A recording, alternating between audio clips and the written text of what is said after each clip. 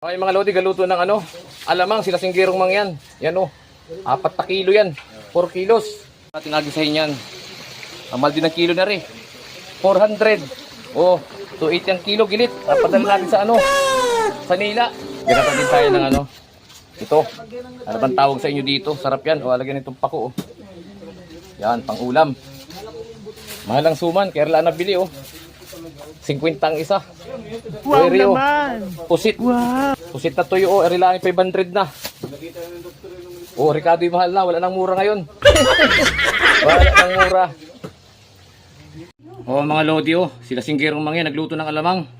Yan, papadala natin sa mga kapatid ko. Papadala sa mga kapatid ko sa Maynila. Yan may pusit din tayo, halagang 500 din kaunti, walang mura na ngayon. Palagatik, native yan.